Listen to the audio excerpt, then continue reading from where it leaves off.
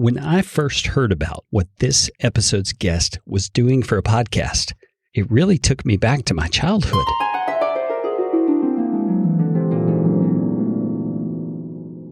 Now, the rest of the story. Eugene Wesley was a small boy, but he was outbound on the adventure of a lifetime. He could feel the ship. That's the voice of Paul Harvey, and naturally, he was the host of the rest of the story. These cool, kind of behind-the-scenes stories of common things you knew about, or people, celebrities, and the story of how something in their life happened. It usually was surprising, a bit quirky, and sometimes very unexpected. Now that I've set the stage pointing back to Paul Harvey, you'll understand why this was particularly intriguing to me. From starting out as eye protection against snow blindness to helping pilots navigate the skies without being blinded by the sun, the subject of today's episode not only protects your eyes, but has also been a staple of fashion for centuries, as it turns out. You're listening to The Story Behind, the extraordinary history of the ordinary. I'm your host, Emily Prokop, and this is the story behind sunglasses. I think Emily's podcast has that same flavor and approach as Paul Harvey's radio show of years gone by. And I think it's possible it may have the same kind of lasting memories. That's because it's got that unique spin where it's teaching you about something you already know, except on a deeper level or a behind-the-scenes look. If you haven't heard the story behind, you've got to go and check it out. I thought it would be fun to hear how Emily's journey has taken her to, first of all, the publication of a podcast like this, and then secondly, to what that podcast has accomplished for her. Stick around. We're going to have fun hearing Emily's podcaster story.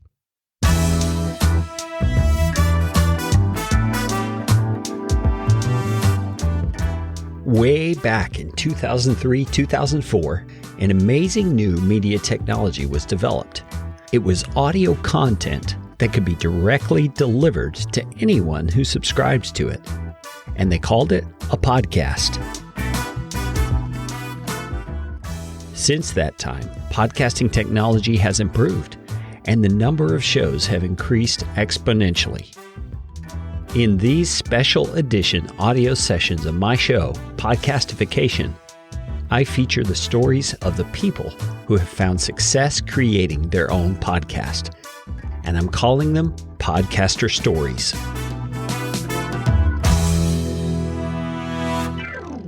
I was an only child, and we were a very music, media type family. We either had music going or we had the TV on all the time. My parents were so into TV and movies and music and stuff that it came into my life a lot, and it pretty much influenced wanting to be in plays and wanting to perform and wanting to sing and wanting to make fake radio shows. And then also even wanting to become a writer. And it's so funny when I look back on my childhood and I think of all the things that I'm doing now that as a child I wanted to do. And I never realized that I would have the chance to do it in my 30s through podcasting, because in 1980s, podcasting was not a thing. Yeah.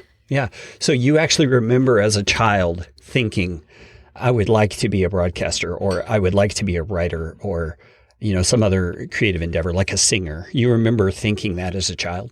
Yeah. And I always felt bad that everybody seemed to have the same answer, no matter what grade they were asked that question of what do you want to be when you grow up? And I had a different answer every single time. It was so frustrating because nobody knew what to get me for Christmas. It's like, okay, we're going to get her a bike because maybe she wants to be a biker now. And, she was pretending to be a lawyer the other day. So do we get her steno pads? And so I was very hard to shop for, but it was more just when I look back on it, it was all about performing and communicating and finding a way to tell other people what I was thinking and what I was feeling.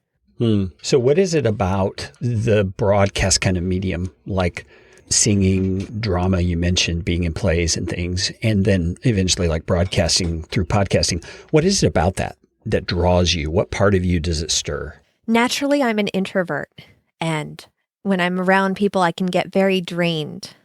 But there was something about going on stage and even being behind a microphone where it just feels like me and my voice and what I'm saying, and broadcasting it out, even through a play or even writing or even on social media. I didn't get that sort of connection with my audience the same way I get that with podcasting and doing the story behind and hearing people who've heard my voice, who've gone with me for the 2.5 years I've been doing this. And a lot can happen in 2.5 years. I have listeners who remember when I took a break to have my child, and they say to me now, "Oh, he just turned 2, right?" And being like, "I've never met you before in my entire life. This is so freaky." But as an introvert, I also hate all that small talk of, well, I am a mom and da da da da da. I want to get right into the meat. Okay, you already know my life story. Great. Let's have a really deep conversation that I would have with a very best friend who I've known for years.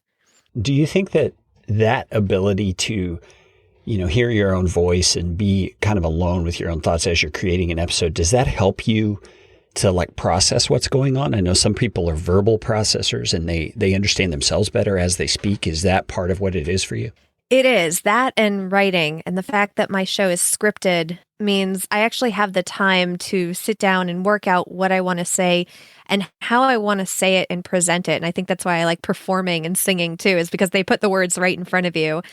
So talking off the cuff for me, I've always been a lot more uncomfortable. And I think that's where the introversion comes in. But at least this, and even going to podcast editing, it means that I can actually say what I want to say without worrying how I'm saying it, because I know that I can either make it sound right when I'm writing it, or I can make it sound right when I'm editing it later. And I think having that power has helped me so much to actually come into the person that I'm becoming and who I am. So it's been a confidence builder. Oh, yeah. Yeah.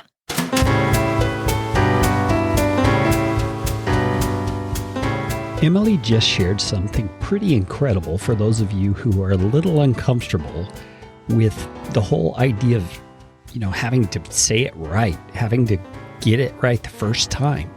Did you notice what she does for her podcast? She scripts out her episodes. And if you listen to her podcast, it doesn't sound like she's reading a script. She's very natural. She's practiced it. And you can do the same thing. If it seems kind of intimidating to you to have to be on when you record a podcast episode, consider scripting. It may not be the optimal option for everyone, but for people like Emily, man, it's really a winner. What I hear most is people saying, "Oh, I hate the sound of my own voice. I hate feeling like I'm stumbling all over my words, that sort of thing." And they get focused too much on the potentially negative sides of speaking into a microphone. But for you, it sounds like it's the opposite. Well, I think because also listening to a lot of podcasts, the thoughts that I was having about my own voice, I never had about anybody else's voice when I listened to them. And I've listened to hundreds of different podcasts before. And never before have I thought, "Oh gosh, I have to turn this off. Her voice is just terrible." I've never thought that. And even if I did, I wouldn't even blame the voice itself. I would blame a terrible connection over Skype or something like that. I wouldn't necessarily blame the person. I've never met a person in real life and said, "Oh gosh, I can't listen to their voice." And I think knowing that I felt that way about other people, I realized when I would have these conversations to myself while I'm editing, "Oh, I can't listen to my own voice. Oh, I can't believe I did that. Oh, listen to those lip smacks. What am I doing with my mouth?" And I'm my worst critic. I don't hear or see or get emails from listeners who hear those things and say, "Well, I really love the content, but your lip smacks, honey. Stop everywhere." And I've never gotten that. And I think when I realized that I was my worst critic, I was like, "Oh, well, I can deal with me. I can just tell myself to be quiet for a little while." Well, that's good. You sound like a very self-aware person. I hope so. I try to be. Well, I think we definitely serve ourselves better when we do the work that it takes to understand ourselves better and be humble enough to listen to others who are close to us and can help us understand that.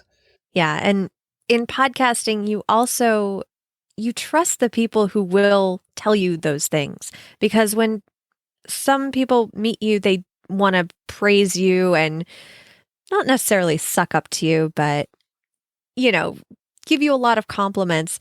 But it's the one person who comes over and is like, I've been listening to you for years. You're fantastic. Maybe sometimes you get a little off track, but you bring it back.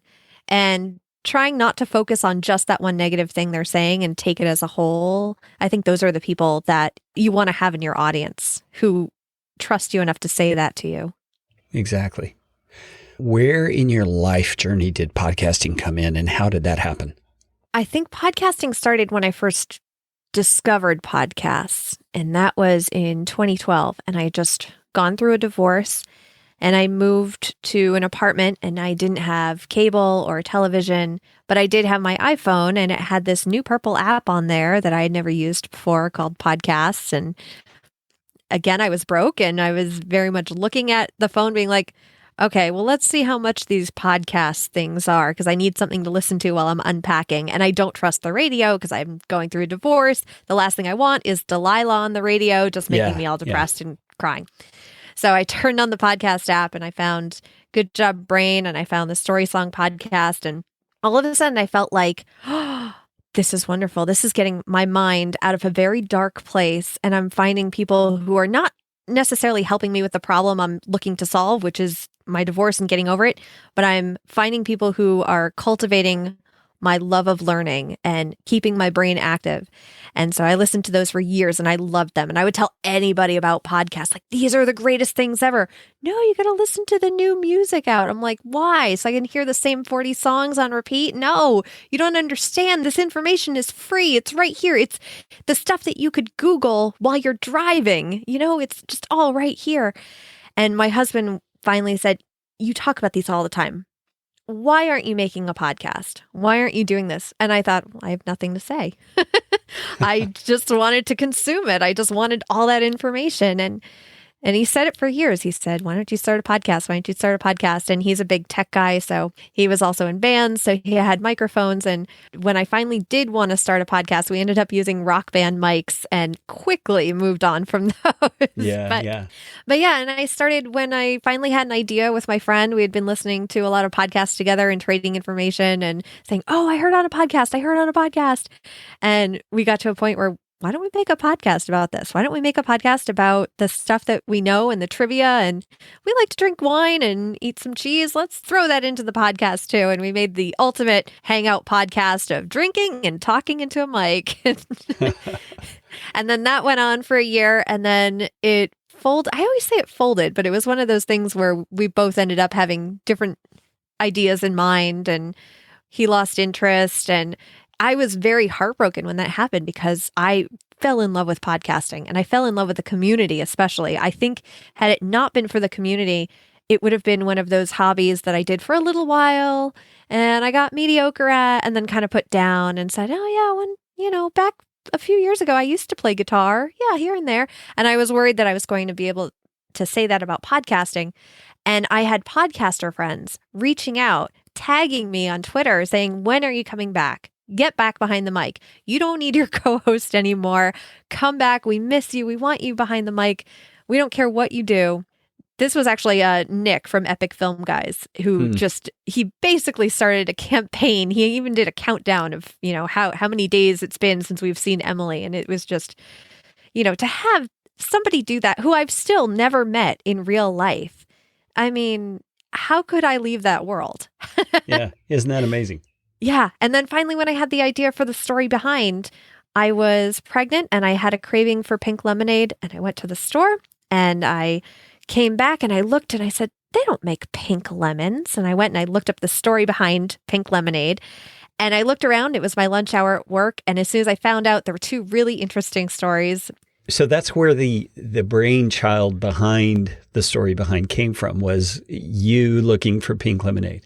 Yeah. Yeah, I looked up the information and I got it and I looked around, and because it was my lunch hour, all of my coworkers were out and I had nobody to tell.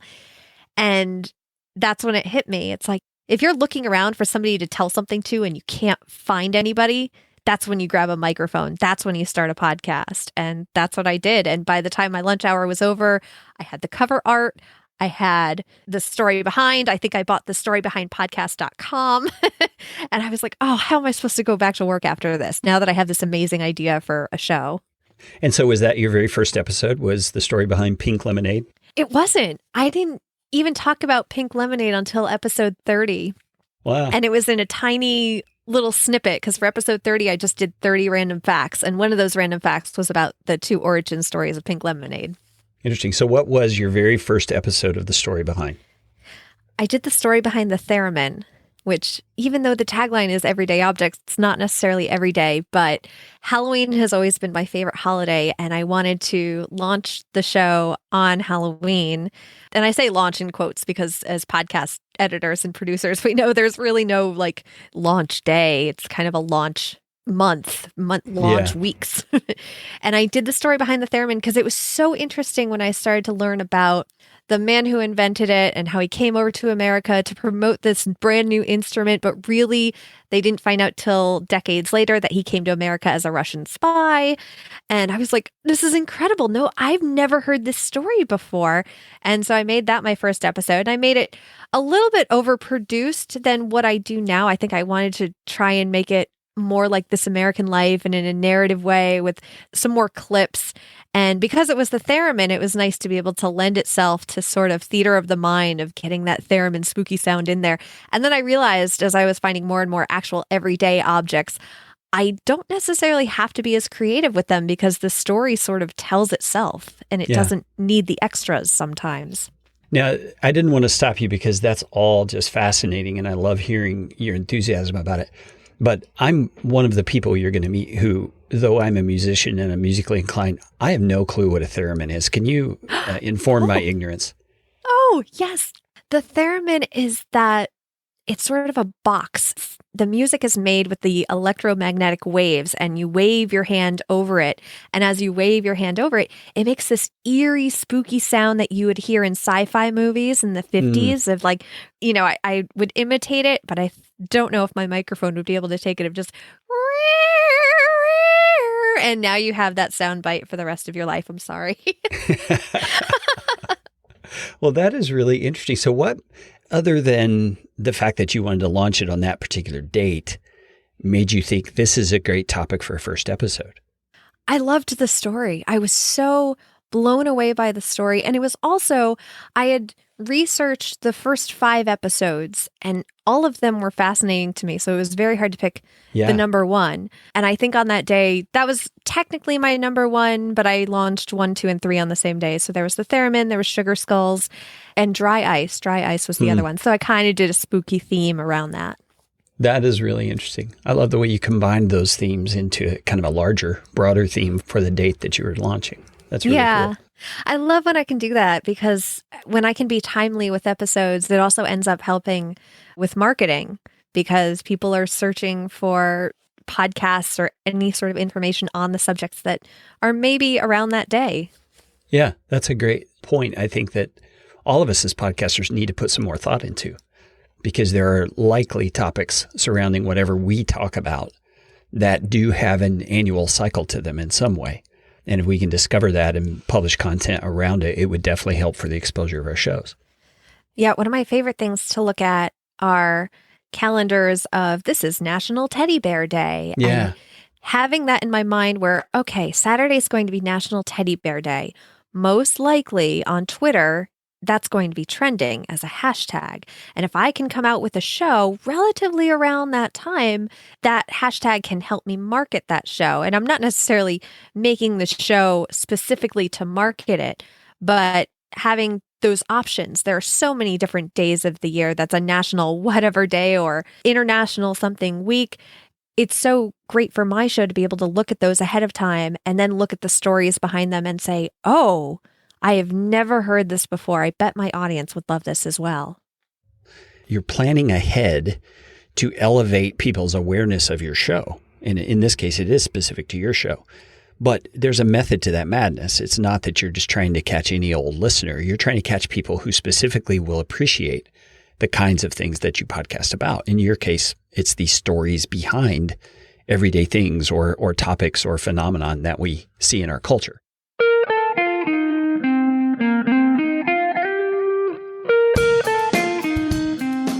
You know, that last 4 minutes is worth pausing and listening to again. Seriously, if you are looking to bring greater attention to your podcast for those who you know it's designed to serve, you need to be strategic about it. And Emily just dropped some incredible knowledge on us right there.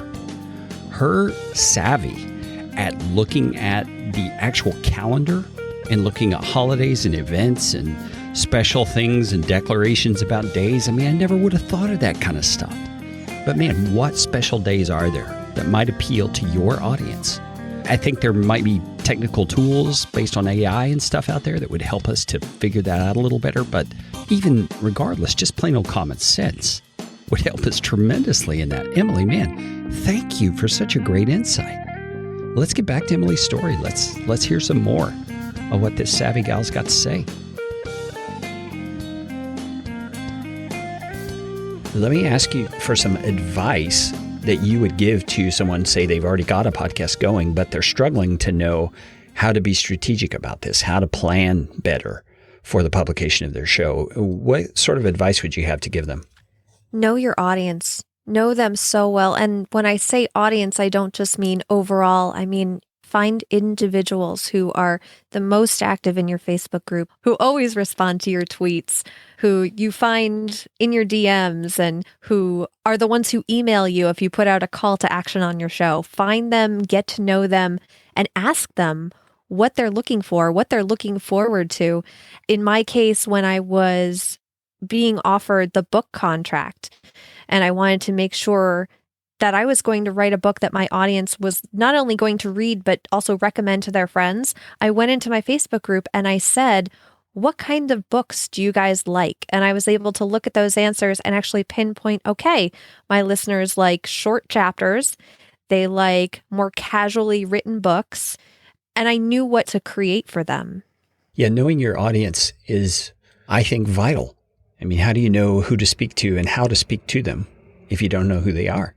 You must be just naturally a very curious person, given that you've created a podcast about all these intriguing little things that I know we all ask the questions about from time to time. Would you say that's a fair statement?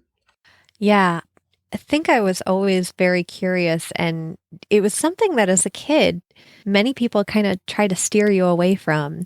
And it's one of those things that I love seeing in my own kids and bringing that out. So I think curiosity, if you have it as a kid, it's very sad to let it go. And finding it as an adult, and which is something that I feel like I found with podcasts, is my natural curiosity come back. That's what I hope to do with the story behind. And that's why I make it for all ages, so that everybody can listen to it in the car. I think being able to cultivate that curiosity, that's how things evolve. And that's something that I've learned from the story behind too, is nobody is just happy with the status quo when maybe there could be a better way of doing something or a more efficient way of doing something. And it's because these inventors were curious enough to wonder that question, is there a better way? That we have these everyday objects that are so ubiquitous now, but at the time that they were invented were so controversial or ingenious or something that nobody had ever thought of before. You know, the fact that Emily scripts her show has made me mindful of some of the things I notice in my clients' shows that either serve or detract from the enjoyment that their audience will receive from listening. Let me give you a couple of tips of things I hear that I feel like shouldn't be done. First of all, is just the obvious, the ums and the uhs and all the filler words. Of course, they lend to authenticity, but they also can be distracting. And then, how about this? When in your pre-interview, you give your guest bio, and then the first question you ask is, tell us a little bit about yourself. I mean, didn't you just do that? Why would you want that in there twice? Figure out where you want it to fit and do it there once. Don't make your audience listen to it again, for goodness sake. And then there's things you could add that will spice up your show and make it more engaging for your listeners. One example of that is what I would call catchphrases. One of my clients, Scott Volker, always says, take action. And he's made that a mantra of his show. His audience knows it. His audience uses it. His audience hashtags it. I mean, all kinds of amazing things you can do if you're just thoughtful about this stuff. So friends, hey, take some time to be intentional about your show like Emily has been. And if you need some help in strategizing that sort of stuff, That's what my company does. Strategy sessions are a great way to get a perspective from someone who sees a lot in the industry and can think outside the boundaries that are in your own mind about your own show. So reach out if you're interested. All right, let's dig back into Emily's podcaster story. Let's go back to the timeline on your podcasting career. You started that first podcast. What was the name of that show? That was Classy Little Podcast. Classy Little Podcast. And how long did you continue publishing that show? We almost made it a year. I was actually very annoyed that we got to episode 49 because you kind of want, at least if I'm going to stop, I should have gotten my co-host back for just one more just to make it an even 50. But I came back for my 50th episode after a few months of hiatus, and I said, all right, I'm back. There's a reason we're not doing this wine and cheese podcast anymore. I'm pregnant. So a lot of the cheeses I can't have, and I definitely can't have the wine anymore. And I came back and I let them know about the new podcast, which was important for me. And I still have audience members that kind of break my heart when they're like, I'm still subscribed to the Classy Little Podcast, just hoping it comes back one day. Oh, yeah. And I know their pain. I know their pain because one of the first podcasts I listened to, the Story Song podcast, they went on a 5-year hiatus and I was heartbroken because they never really had an ending episode. And then this past November, they came back after 5 years. And I was like, oh, okay, you can have hope in podcasts that they will come back. There is no final, the show is never coming back. Yeah. Well, that definitely gives me hope. I have a podcast, my very first one that I started. That's been well over a year since I've published an episode, and I never did a goodbye episode either. I just haven't had time. And it's one of those things I hope that my life is going to arrange itself in such a way as different things fall into place that I can get back to it because it's still something I feel very passionately about. So thank you for that. That's very hope-inducing. Isn't it? When they came back after 5 years and they started posting on their Facebook page, and I was seeing that on Facebook because Facebook must have seen that, you know, you've checked this page a lot to see if these people were coming back. They finally posted something. I was floored because that's how attached people get to podcasts that they love. All right, you're going away for 5 years. I will wait for you. Which is a great testimony to the power of building community through a podcast. Oh, I mean, that is really amazing. So Classy Little Podcast almost hit a year. And by the way, you mentioned you would have loved to have gotten to episode 50. Given your curious nature, there's a very interesting episode of Choiceology, which is a podcast that Charles Schwab puts out.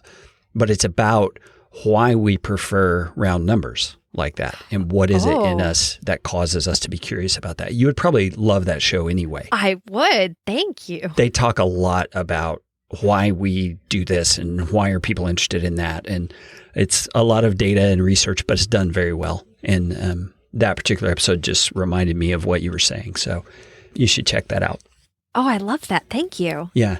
Anyway, Classy Little Podcast went on for a year, almost a year. And then where did you go from there?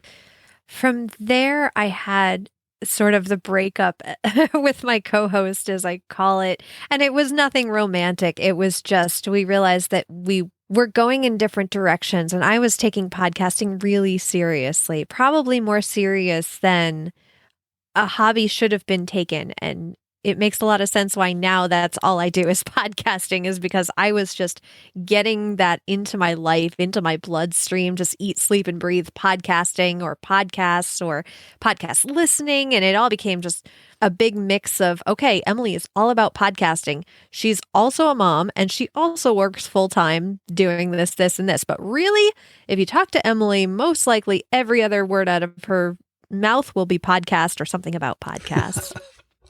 That's very interesting. So unpack that statement for me. You said that you were taking it a little more seriously than a hobby probably should have been taken.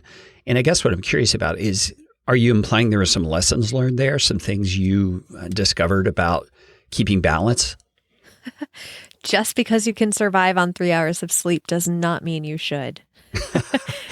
That was one of the first signs that I was taking it much more seriously than a hobby. With my podcast, if I wasn't editing and tweaking, I was talking to other podcasters, or I was listening to podcasts about podcasting, or I was watching the live shows. Oh my goodness, if I could see a live podcast about podcasting, I was there and in the chat room, to the point where I think at one point Ray Ortega's like, Emily is just the fourth host who lives in the chat room over there That's at Podcasters Roundtable. Yeah. And I love that. And I would take those compliments and run with it and be like, yes, this is where I'm supposed to be. These are my people. I podcast all the time. Well, that's good. And I think there's a lot of lessons to be learned there because, we all can get out of balance, especially when we're getting engaged with a new thing. It's interesting to hear the after the experience wisdom that comes out from people like yourself. So thank you for sharing that. So after Classy Little Podcast, you're talking about podcasts all the time. Where did you go from there when it came to podcasting? After those 3 months of kind of the breakup period and then having pink lemonade that one day and deciding to start a new podcast, then I dove headfirst into the story behind, which was my own podcast. I didn't have a co-host. Everything had to be decided by me, which was nice in a way. I didn't feel like I had to run anything by anybody else. Being around other podcasters and listening to all those podcasts about podcasting, it was like I could take all that information, put it into my head, spin it around and see which I feel applies to me and what I want for my show the best. And just that whole show, when I look at it, there are so many different elements that I had to decide on and put together that I don't even think about now. It's just sort of, oh, there's the story behind. It's a whole collective of a thing. And it's not just mine, it's my audience's. And it's also the people who I've had on the show as guest voices. It's all of their show. And sometimes it can be a little overwhelming because when it's essentially just a podcast that's researched and scripted and narrated and edited and published by me, it can feel very daunting that all these other people are waiting for it and expecting it. But when an audience loves you and really loves your show and loves what you're putting out, as long as you're open with them about what's going on, they are the most supportive people in the whole world. And those who aren't, and maybe you don't jive with them, they kind of show themselves out. I haven't had a bad interaction with somebody who's like, I hate the show. I hate it so much and I'm leaving. They normally just kind of see themselves out. Maybe they leave a 1-star review, but it's like, this isn't what I'm doing my show for. I'm doing my show for the people who are around and who show me support and who I want to support as well. So you've been publishing the story behind for how long? Oh, October 2016. So 2.5 years. Okay. So 2.5 years. And in that 2.5 years, kind of walk me through the stages that you've seen the show go through. I mean, we all start out there with nothing published, and then we start out with usually a bulk drop of 3 or 4 episodes. You mentioned 3 earlier. So was your goal to publish an episode a week at that point? It was funny when I first wrote the script. For anybody who is looking to do a podcast that's scripted, the amount that you write is very different from the amount of time it takes to say it. So when I wrote the whole script out, I thought it was going to be a 20-minute episode. That's a great length for a podcast. A lot of the podcasts I listen to are 20 minutes. When I read it and then edited it down to take out all the mistakes, it was 8. Yeah. And I thought, what? No one's going to listen to an 8-minute podcast. What is that? That's ridiculous.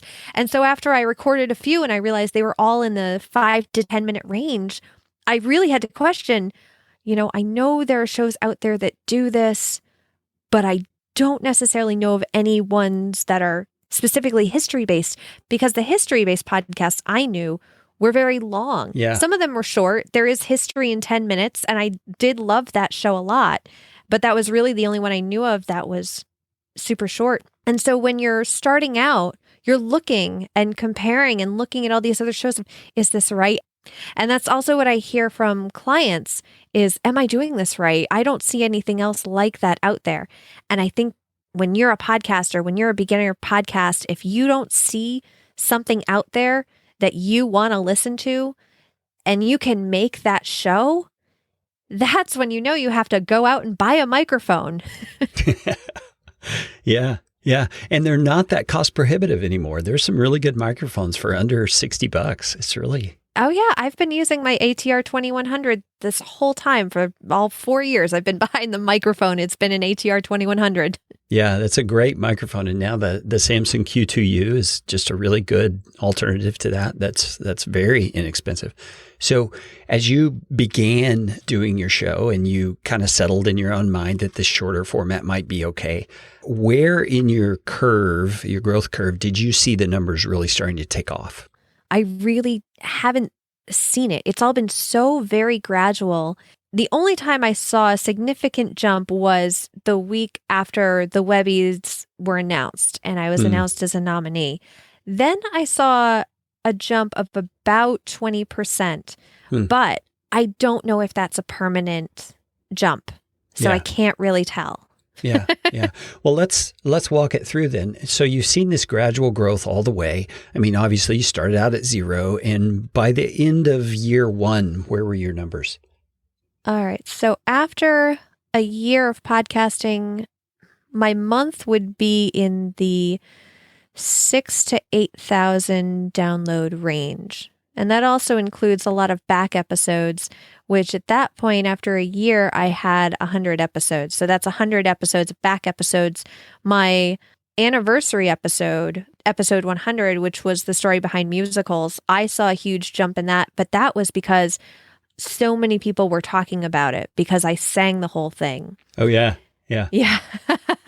And they were like, I can't believe she did this on a podcast. I can't believe she made up this song about the history of musicals. And then she sang it, where so many people are like, I can't even stand the sound of my talking voice. How could she sing it? And for me, singing is like, no, the words are right in front of me. I know the melody. I might as well just sing it into a microphone. What's the worst that could happen? Yeah, exactly.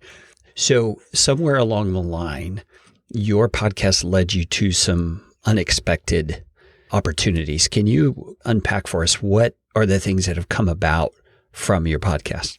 The first thing that happened was I got an email from the Academy of Podcasters once I had gotten back from maternity leave. I got it the day I got back from maternity leave. And they said that my show, The Story Behind, had been nominated for an Academy of Podcasters award.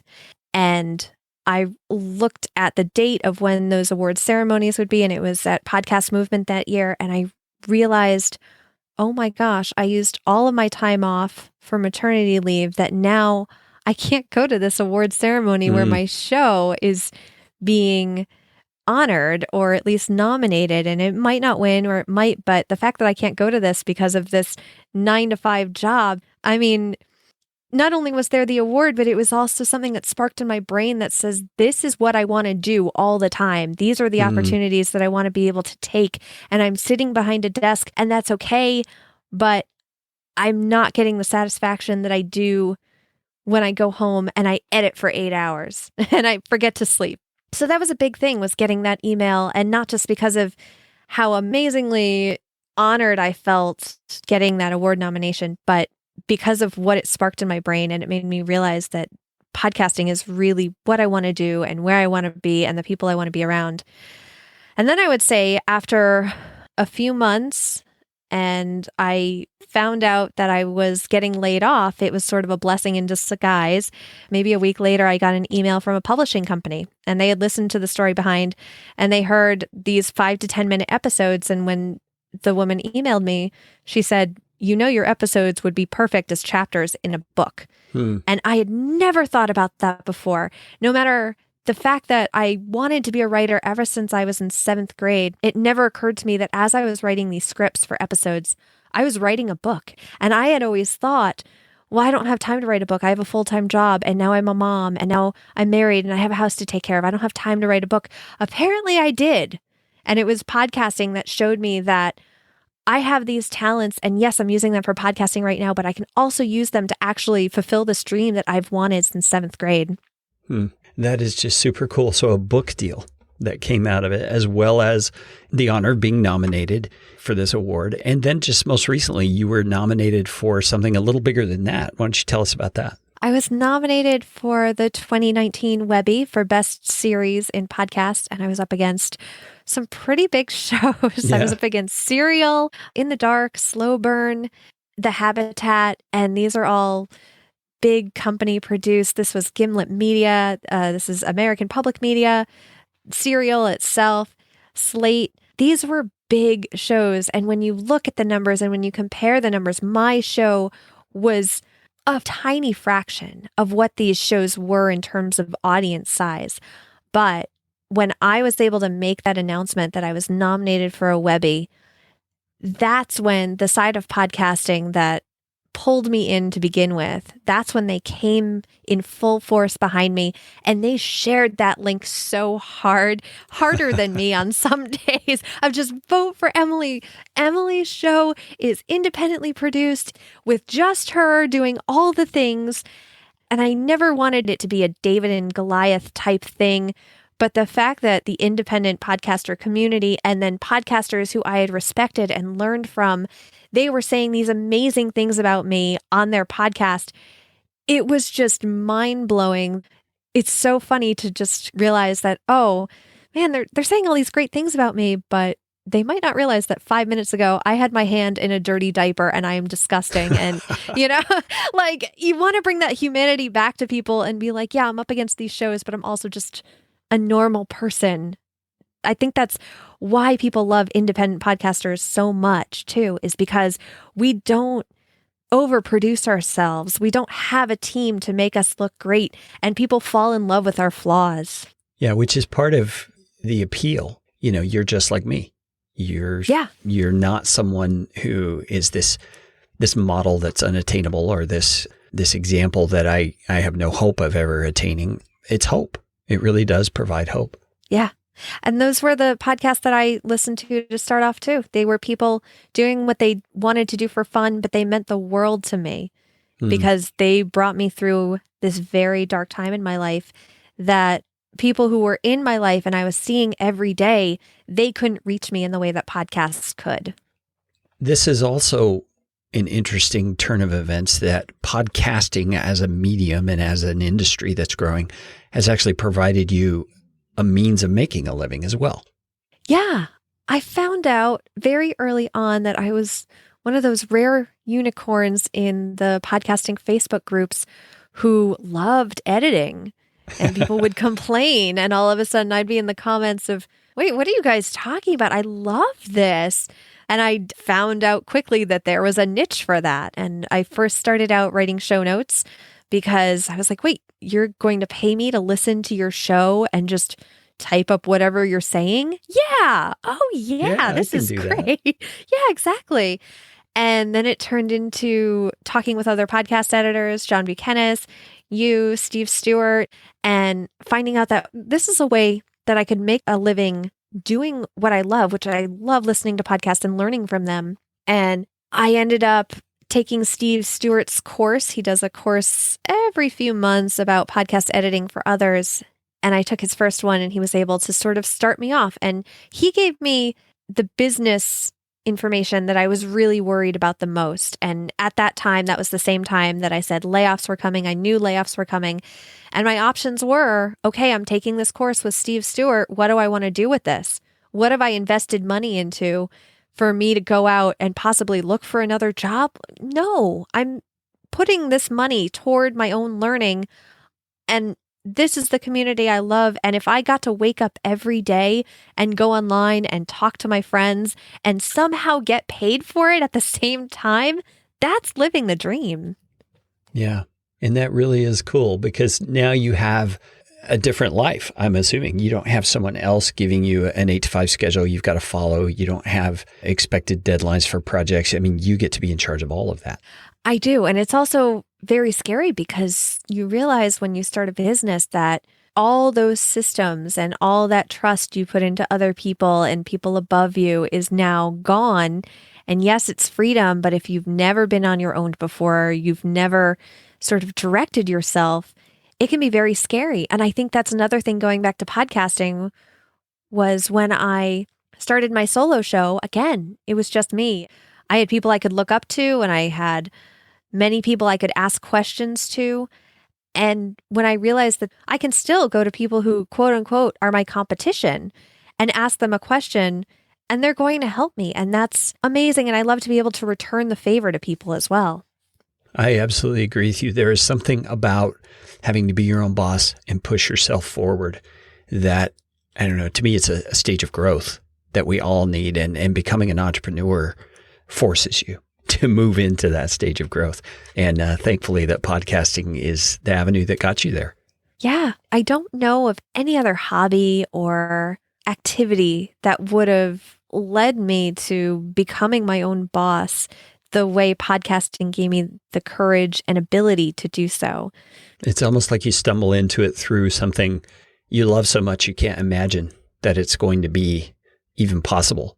Kind of like a kid who dreams of being a professional baseball player and never in his wildest dreams conceives that it can even be true. But it turns out he has the talent, he has the open doors, and sometimes the things we love really do turn out to be the things that support us.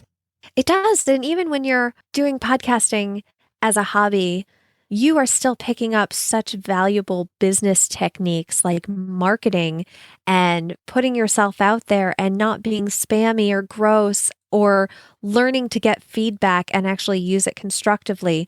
And you're doing all that with a podcast that maybe you just wanted to do on the side. But then when it came down to starting a business, all of a sudden the business coaches and the business books I was following, they're saying, find your ideal client.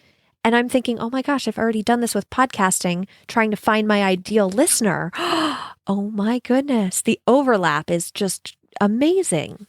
It really is. It's one of the only industries where doing the work actually equips you to do the work better, I think. Yes. I found that in my own business. You know, we started obviously with one client, and within just under 3 years, we're pushing 40 clients. And I think it was only because I was learning how to market and build a business by doing the work that I'm serving others with, you know, because I got to hear their expertise as I'm doing work for them. It's almost like my clients were training me how to run my business. Isn't that funny how that works? And it also interests me that sometimes you find clients and they bring you podcasts that maybe you normally wouldn't have clicked on if you were listening to a podcast app or trying to search for some information on Google. And all of a sudden, this podcast that you're editing, at least for me, sometimes it comes along at just the right time. Like I edit 2 financial podcasts, and because of editing those, my husband and I were able to pay off his college loans. And that's all because I edited those podcasts that I normally wouldn't have clicked on in my podcast app. I have a client who does a show about e-commerce, so selling private label products and those kinds of things, building your own web store, that kind of stuff. Well, that does not interest me at all. I have no desire to do that. But the principles and the business systems that he shares for people in those shoes educate me while I'm working on it, because I can easily transfer the concepts to what I'm doing in my business. It's just phenomenal. You're right. I never would have chosen his podcast, but man, I'm so glad I get to work on it. I know.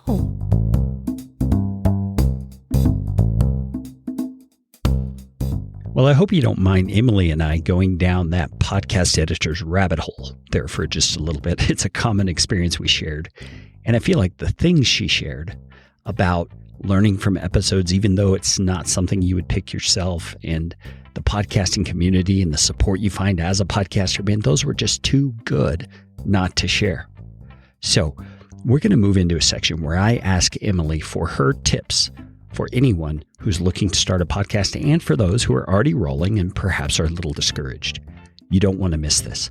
Emily has got some great insights, not just from her own experience, but also from working with clients over the years.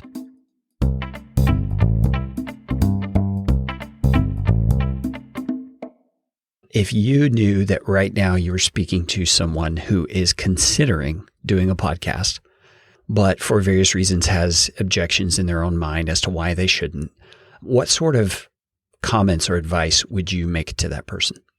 I feel like there are 2 answers, because there's the answer that I really want to scream at them. It's like, if you don't have the passion to get behind a microphone, then don't do it.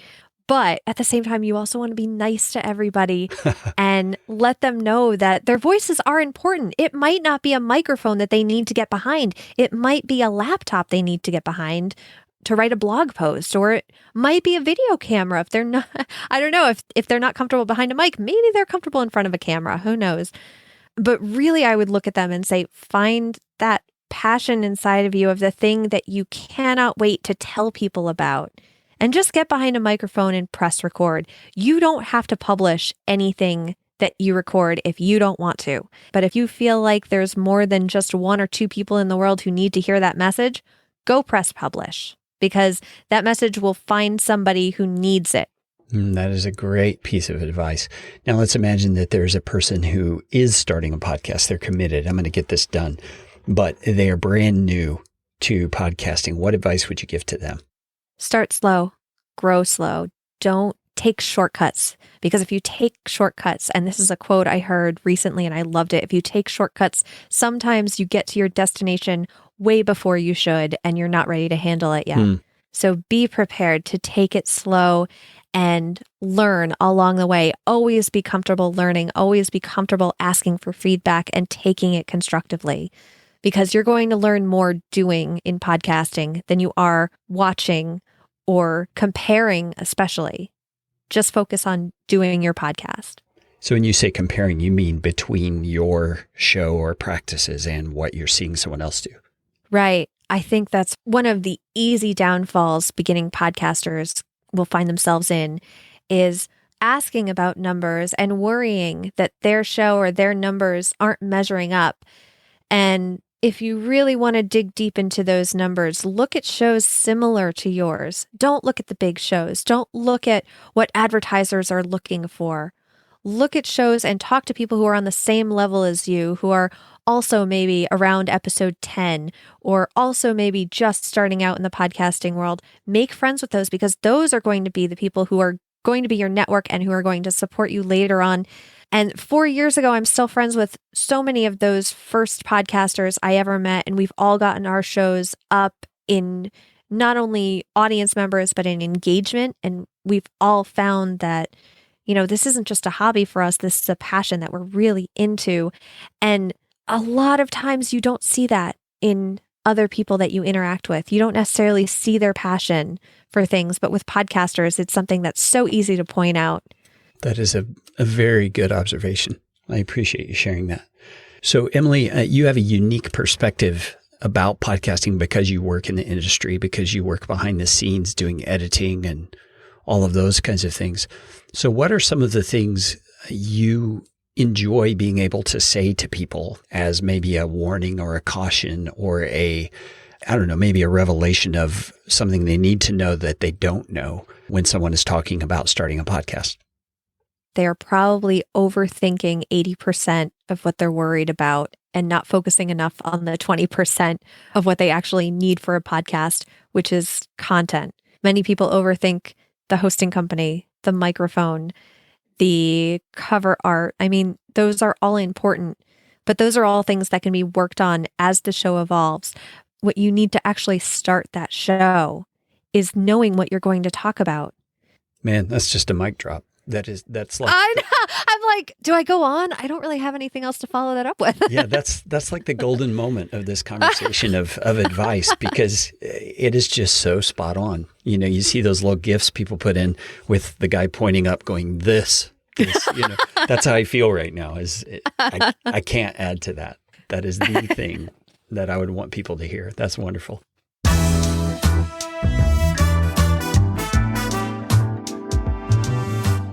Well, I hope you have enjoyed learning a little bit about Emily and the story behind podcasts.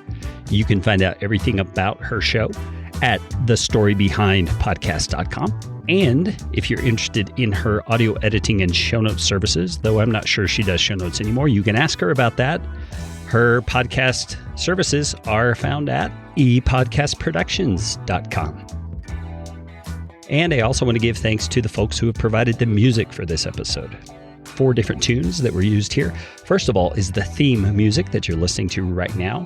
It is called Shaving Mirror, and it is created by Kevin MacLeod of Incompetech.com. It's licensed under Creative Commons by Attribution 3.0. There's another piece that Kevin has penned at 47 minutes into this episode called Plain Loafer. It also can be found on Incompetech.com, licensed under Creative Commons by Attribution 3.0. And then 2 other pieces of music at 7 minutes in. It's called I Like Peanuts. And at 19 minutes 37 seconds, you hear Smooth Jazz Night. These were created by an incredible guy, very generous, named Jason Shaw. Jason runs a website called audionautics.com, and everything you find there is, first of all, pretty incredible in its musicianship and in the production value that you find on the tunes. But they're all absolutely free as well. You don't have to attribute him at all, though I love to do it because I just want him to get credit. But you can go and check out his music there at audionautics.com. Hey, thanks so much for listening to this podcaster story. I hope you learned from this episode a ton to help you get a podcast started, keep yours going, or to make it better. Man, that piece about knowing your audience and focusing on content was worth its weight in gold. Hey, God bless you, and thanks so much for listening.